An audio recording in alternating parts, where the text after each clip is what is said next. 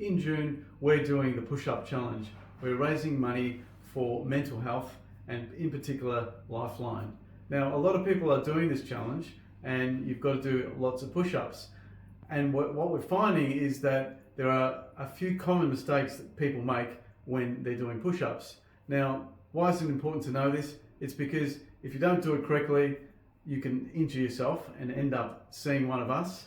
And you also don't get the value of the exercise if you're doing it incorrectly. So we're going to go through 3 common mistakes that people make when they do push-ups and how to correct them. Okay, the first mistake that people make is putting their hands either too high or too wide. So hand position is the first mistake. And Justin's going to demonstrate what that might look like.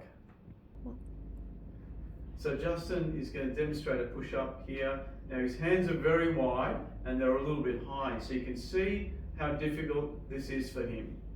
And this puts more pressure on the shoulders and the neck as well. And you can over-engage the upper traps when you're doing this. Okay, mistake number 2 is not engaging your lower traps and having your elbows out too wide. So I'm going to get Nicole to demonstrate that and how we fix it.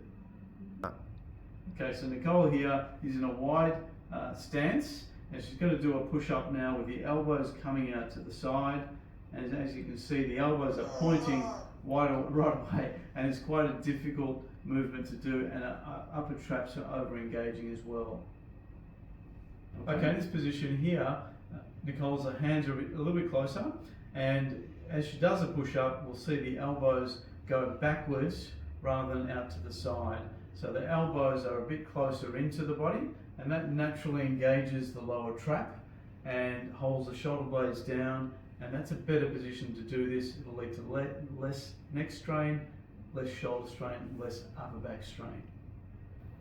So the third most common mistake people make when they're doing push-ups is not supporting their spine, the lumbar spine and the thoracic spine. So they often allow the lumbar spine to dip or arch too much, and they also collapse through the thoracic spine. Now it's important to maintain the position of the spines so there's less load going through the spinal segments and you've got better muscle activation, and that reduces the risk of injury. So Justin's going to demonstrate this third mistake. And as he goes down, you can see his lumbar spine dips. Okay, so he's got too much arching there, and this is also collapsing in a little bit. Okay, so he's not maintaining that upper curve, although the lower curve is more obvious in this position here. Now to fix that, what Justin's going to do is draw the belly into the spine, maintain a neutral position there, and raise the breastbone up towards the ceiling and keep that nice and stable through there. Okay, so that's a much better technique to demonstrate the push-up there, and he's not likely to cause himself too many injuries. Spine. Now, it's important that you try and put these together. It can take a bit of practice. We are all in this together, so we want to make sure that we get through this challenge. It involves a lot of push-ups.